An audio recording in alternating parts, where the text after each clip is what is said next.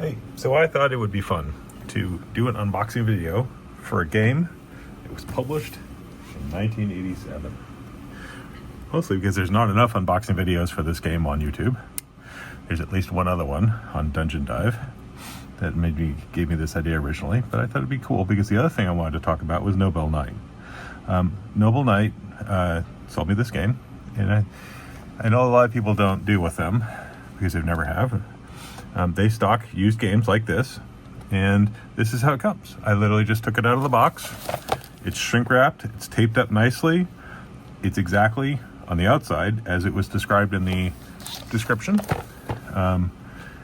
You can see here the description was very good plus, near mint, uncut, unpunched. So that's what we're expecting to find on the inside. I've done 2 large sales of games to Noble Knight, and I've probably purchased 50 games from them at this point.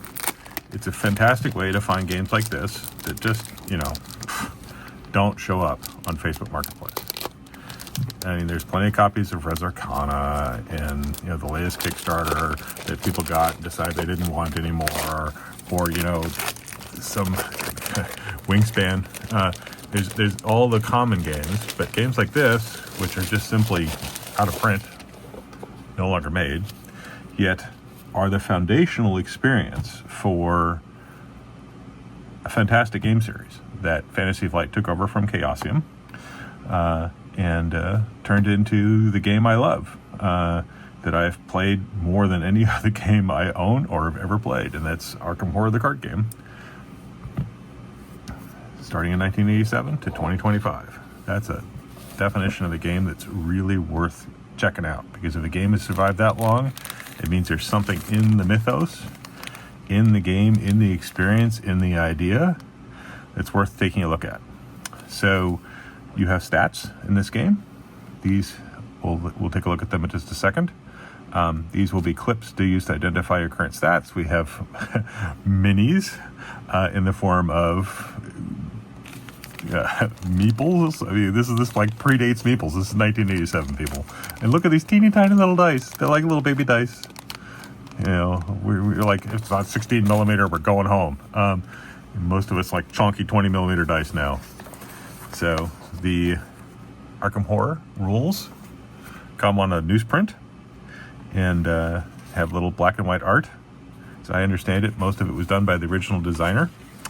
Hey, there's a loose one of these guys. Let's get that back in the baggie.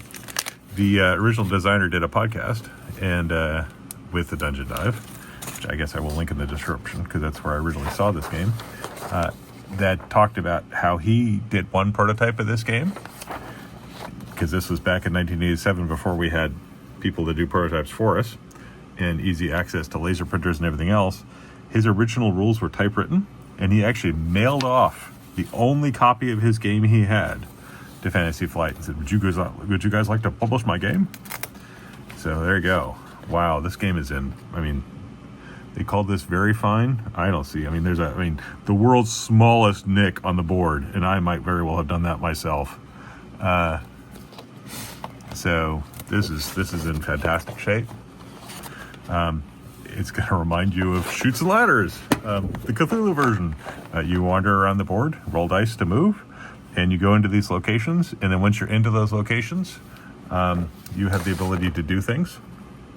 Here are some Dreamlands alternative locations where you go visit, Earth's Dreamlands, and you roll dice and you find out what happens, and you go through an encounter, and maybe you get some items and some spells, and you clear gates. There's a Doom track. So that's still there from the original game series. I like this little location chart right here, so you don't have to hunt it down. The board is single-sided. I'm not sure how to keep that nice and fresh, because wow, that's an amazing shape. As they committed, it is uncut. Oh, here's another one of these guys. We'll put that in the bag in a second, because there might be another one. It's perforated. I don't know if you can see that perforations. So I can cut the money.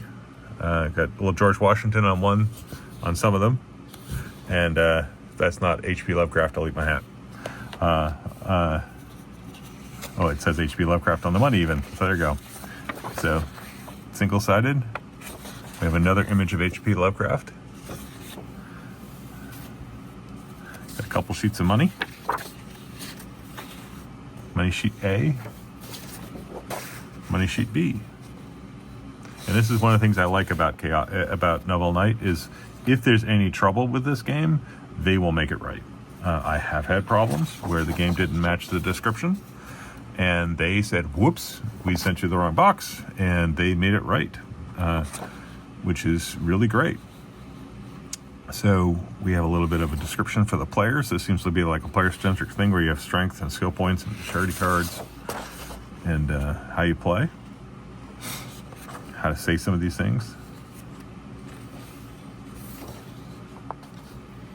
Talks about how to move monsters along the track.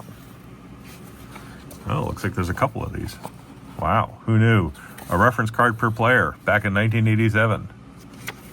Oh, there's 2 reference cards. But even still, more than one. That's still amazing. We have the Arkham Gazette, which talks about gate tables and locations. The Plateau of Lang. I mean, I love the stories themselves. I mean, there's a little Dunwich down there. And so it's fun to see all this here.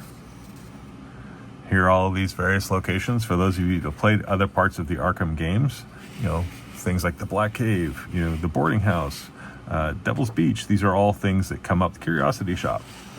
These are all things that come up in the game and have continued forward in the game. And that's one of the things that's really interesting to me, and what I'm going to be looking for as I play this, play this game, because I want to see what survived and what didn't, and what changed and how it changed. It's just going to be an interesting experience for me, because I really know the modern version, and we have the Arkham Horror 2nd Edition, which replaced this one, and then there's an Arkham Horror 3rd Edition, which replaced that one, and then a whole host of other Arkham Files games. Unfathomable might be the most recent one that came out, which is you're on a boat and Cthulhu's attacking the cruise ship, and it's 1920s, and it's like the Titanic. This is kind of funny. The nurse stares at you at the hospital. That just seems like I'm going to want to go there. Velma's Diner. So there you go. Evil is denounced. So you think you can write? So these are all art. And there's a couple of them. So there's more than one of those. That's nice. And here's a little instructions. Gosh, why can't more games do this? Instructions on how to put your thing together and what's included. So you have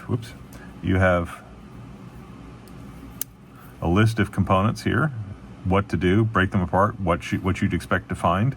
The rules order prevents what to go look for. Bend it back slightly so the creases lay flatter when it's open. The UV code is fairly rugged, but you can use tape. Talks about how to play this thing. There's 99 game cards. Start them with the messages on their back. Haven't seen game cards yet. We'll get there. Roll of Honor. This is people who survived. Oh, Monterey Jack. Harvey Walters. The art is obviously different over time. These are all various people. Vincent Lee. That's surprising to me. I didn't know he was in here. You want to know what's funny is I've never played any of these characters before. I just know who they are. Monterey Jack was on my list to give it a try, and I did a Finn deck instead. I'm going to have to prioritize playing some of these guys. Joe Diamond looks like the one I'm going to do next. And I don't know what this is. Oh, this is a Chaosium.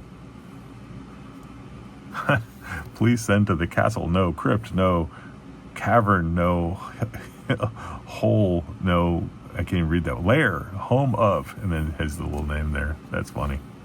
Member of Gamma. Game Manufacturers Association. I will take a look at that. Michael Moorcott's Hark Moon. It's another great fantasy book series. We have our little Chaosium card. This game looks to be completely complete. Oh, there's our cards. Peterson's Guides to Cthulhu's Monsters. Yeah, so this is still being printed. I just purchased a used copy of it. I'm waiting for Amazon to deliver it. So a little errata sheet. So this looks like a second edition where they realized they made some mistakes or got some feedback. And off we go. Miskatonic U graduate kit. That's funny.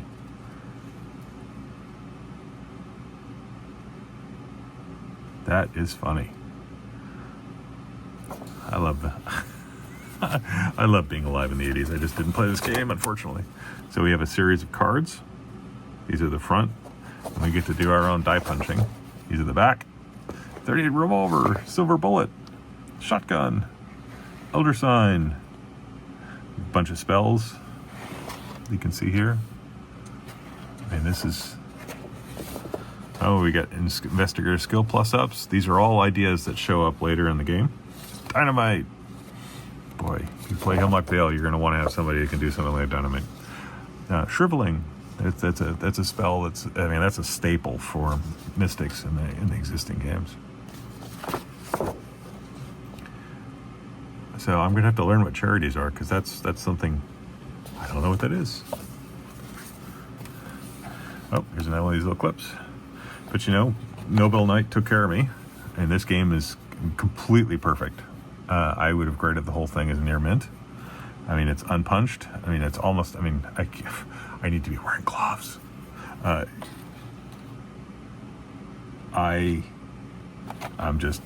pleased as punch. I can't be detailed how cool this is. This is like holding a historical artifact, and Nobel Knight made it possible. I picked up a Massive Darkness set of games used. It had some duplicate components in it, but didn't need some of it. So just because I was in a hurry, I just said, screw it. I'll just send it off to Nobel Knight, and they gave me a great price for it. And they made enough money off of that to be able to buy this. And that's really, really amazing. This completes my Arkham Horror collection. I literally have everything Arkham Horror that can be had. And I'm looking forward to playing this like you can't even imagine. So thank you very much for watching.